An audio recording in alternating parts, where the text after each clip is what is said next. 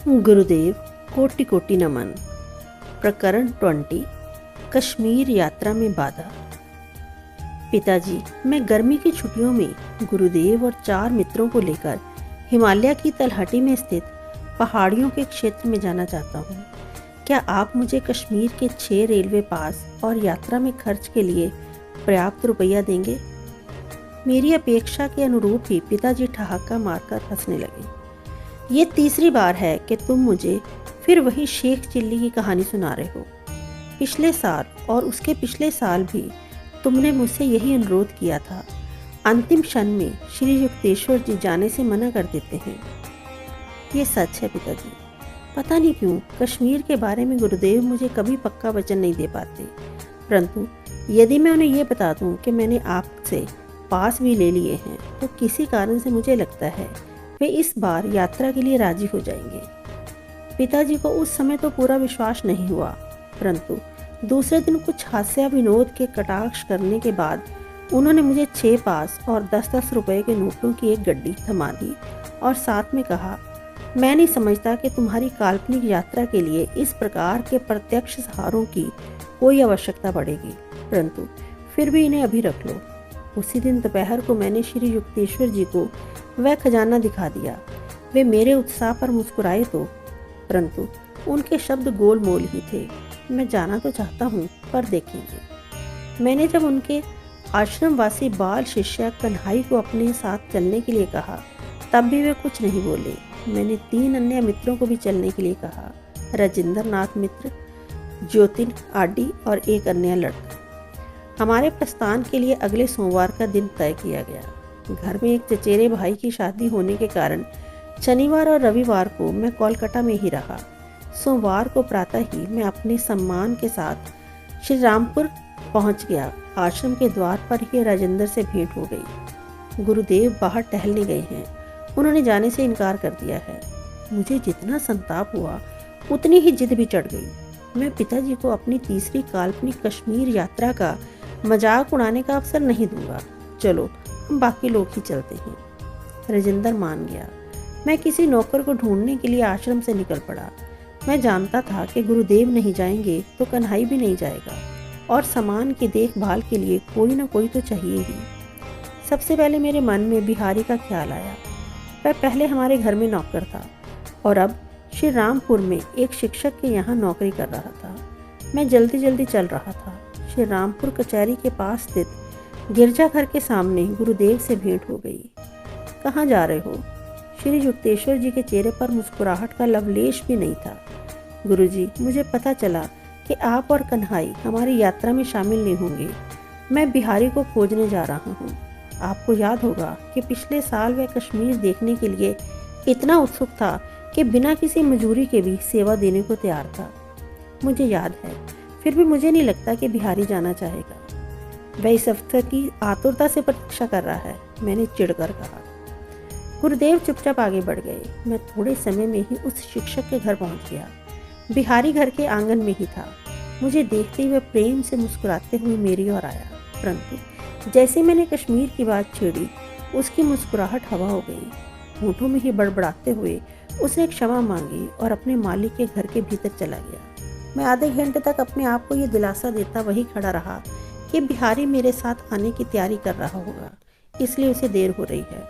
आखिर मैंने सामने के द्वार पर दस्तक दी। बिहारी तो लगभग आधे घंटे पहले ही पीछे की सीढ़ी से उतरकर कहीं बाहर चला गया है, एक आदमी ने बताया।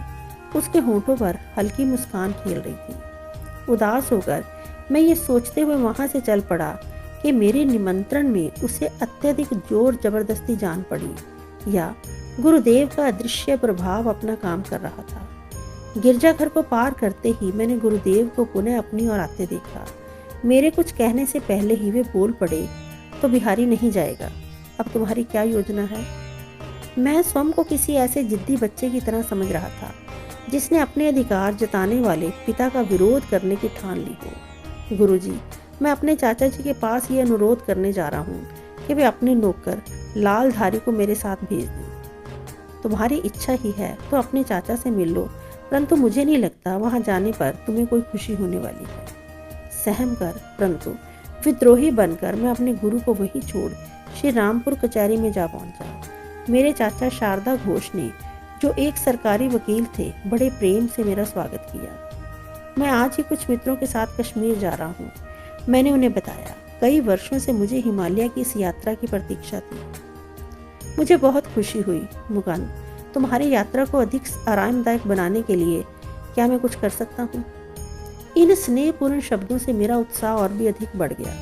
मैंने कहा, चाचा जी, क्या आप अपने नौकर लालधारी को मेरे साथ भेज सकेंगे?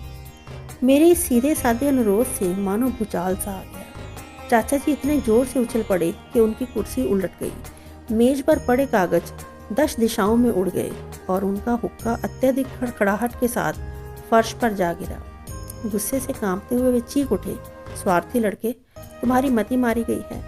अपनी इस मटर गश्ती की यात्रा पर तुम मेरे नौकर को ले जाओगे तो मेरे काम कौन करेगा?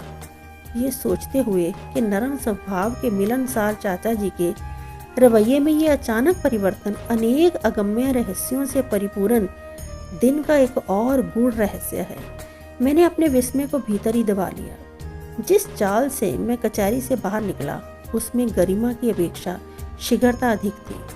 मैं आश्रम लौट आया, जहाँ मेरे मित्रगण एकत्र होकर आस लगाए बैठे थे। मेरे मन में कोई समुचित परंतु अत्यंत गहन उद्देश्य अवश्य है। अपने गुरु की इच्छा को विफल करने का प्रयत्न करने के पश्चाताप से मेरा मन गलाने से भर गया। मुकुंद, क्या तुम थोड़ी देर मेरे साथ यहाँ रहना नहीं चाहोगे? श्री युक्तेश्वर जी पूछ रहे थे। राजेंद्र और बाकी लोग अभी आगे जाकर कोलकाता में तुम्हारे लिए रुक सकते हैं। कोलकाता से कश्मीर के लिए शाम को छूटने वाली अंतिम गाड़ी पकड़ने के लिए फिर भी बहुत समय मिलेगा। गुरुदेव, मैं आपके बिना नहीं जाना चाहता, मैंने विषन्न मन से कहा। मेरे मित्रों ने मेरी इस बात की ओर कोई ध्यान नहीं दिया। उन्होंने एक घोड़ा गाड़ी मंगाई और अपने सारे सामान सहित वे चले गए। कन्हई और मैं चुपचाप अपने गुरु के चरणों में बैठ गए। आधे घंटे तक सब मौन बैठे रहने के बाद गुरुदेव उठे और दूसरे तल्ले के भोजन कक्ष की ओर चल दिए। कन्हई, मुकुंद का खाना परोस दो, उसकी ट्रेन का समय हो रहा है। कंबल के आसन से उठते ही अचानक मुझे भयंकर मितली आने लगी और पेट में मरोड़ के साथ भयंकर शूल उठने लगा। ऐसा लग रहा था मानो पेट में छुरियां चल रही थी। यातना इतनी तीव्र थी कि मुझे ऐसे लग रहा था जैसे किसी ने मुझे अचानक दारुण नरक कुंड में फेंक दिया हो।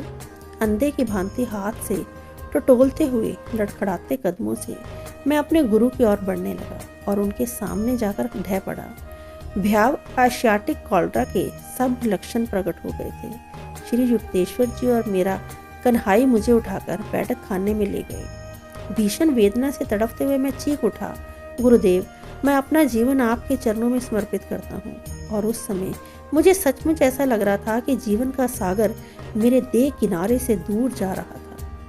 श्री युक्तेश्वर जी ने मेरा सिर अपनी गोद में रख लिया और अत्यंत कोमलता से उसे सहलाते हुए बोले, अब तुम्हें पता चला कि इस समय यदि तुम अपने मित्रों के साथ स्टेशन पर होते तो क्या होता।